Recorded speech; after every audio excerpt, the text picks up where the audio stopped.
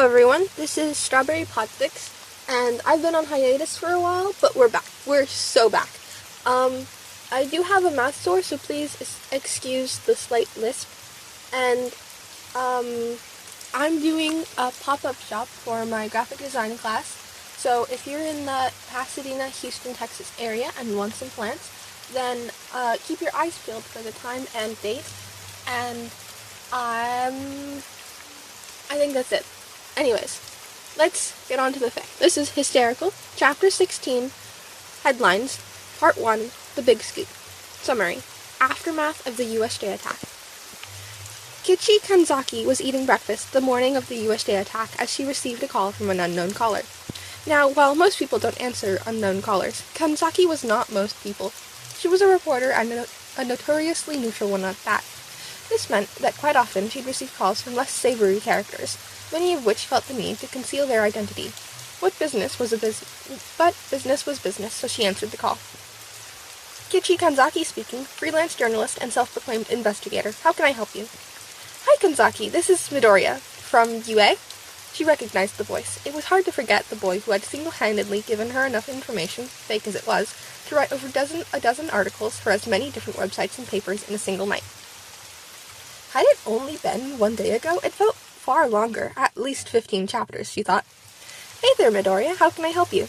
Well, you see, I just got word from a reasonably reliable source that UA is going to be attacked by villains today. Seemed like something you'd be interested in. Kanzaki was very interested. Sounds like quite the scoop. Any details so far? Afraid not. All I know is that they're attacking today, and there will probably be a weirdo with hands on his face and a warp gate friend. Anyway, I gotta go, but I'll keep you updated. Alright then, I'll see you there. Kanzaki quickly wrote down the details before dialing another number. Yamanaka, grab your camera. We got a story of a lifetime.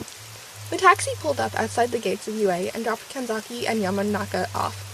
Classes had already begun, so most of the reporters who had been standing around hoping to get an update about the whole All Might situation had already started to disperse. Amateurs, Kanzaki thought. As she and her partner walked up to the gate, she rang the doorbell and looked up to the nearby camera with a cheerful smile. Hello, Nezu. I'm Kichi Kanzaki, freelance and reporter and self-proclaimed investigator. She flashed her card. My assistant and I are here to report on the yet-to-occur villain attack.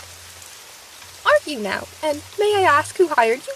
Midoriya Izuku, sir. Sounds about right. Well, I can't see an issue with that, so long as you sign a contract for me. There was the sound of a printer as a sheet of paper slowly slid out of a slit in the door. Nothing too big, it just gives me jurisdiction over any footage that you take, as it's possible you might catch some things on tape that I cannot allow to be made public at this time.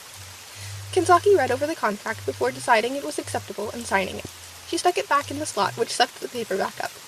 That works for me. I'll let you look over the footage before I send it off.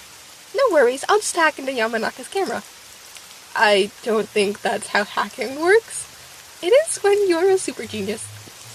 Okay then, said Kanzaki, ignoring the fact that Nezu had somehow known Yamanaka's name, despite her not introducing him as such.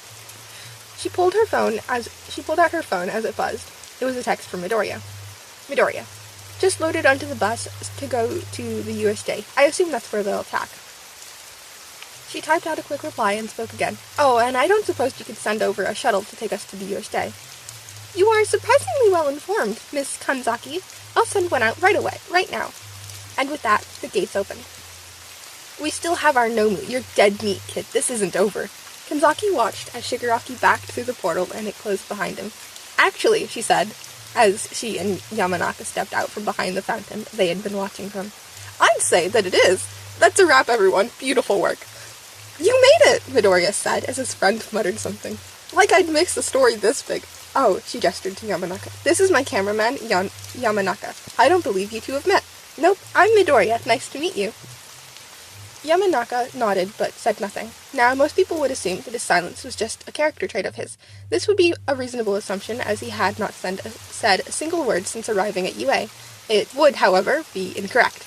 Actually, he had simply eaten the Jolly Rancher prior to getting there, and in a momentary lapse of judgment, he had bitten down on the candy, effectively rendering him unable to speak. Out of embarrassment, he had decided to simply play mute till it dissolved. Izuku, Bakugo said, as he stared as he stared at Kanzaki in disgust. Please don't tell me you hired a reporter. It was the smart decision! How? Well, it's like my mom always says. Each reporter you employ is not one employed by your enemy. This, in my opinion, is very wise advice, especially if you take into account the continuous tension between heroes and the press. Midoriya's decision to involve a reputable, albeit morally ambiguous, journalist was perhaps the sanest one he'd had in a while. You'd never think it looking at her, but your mother is a terrible influence. Midoriya rolled his eyes before looking back at Kanzaki and Yamanaka. Did that camera capture everything? It sure did. Oh. On that note, you are immortal, correct? This is what I saw, yes, Kanzaki asked, with far less surprise and confusion than such a question would typically warrant. Midoriya shrugged. I haven't been proven to be mortal yet. Good, just making sure. Don't worry about the public finding out, though. Nezu technically owns all footage. Like, that isn't even more concerning, Bakugo scoffed.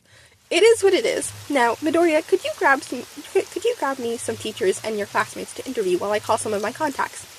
Sure, I'll assume you want to talk to All Might first, I assume? I said that in the wrong order. Sure, you'll want to talk to All Might first, I assume. Absolutely. Oh, Yamanaka, call Fred, won't you? I heard he's doing a piece over in America on All Might. Yamanaka nodded. And, of course, I'll need a full interview with you, Midoriya, she said. Midoriya smiled in a way that promised this could either be a very good idea or a very, very bad idea, depending on her intentions. I'd be delighted! And that is it for this chapter. I forgot to mention the link to the fic and the permission to do the fic will be in the pinned comment, and the link to my link tree for the pop-up shop will also be in the pinned comment. And be sure to like, comment, subscribe, all that good stuff. I will see you guys next time. Goodbye!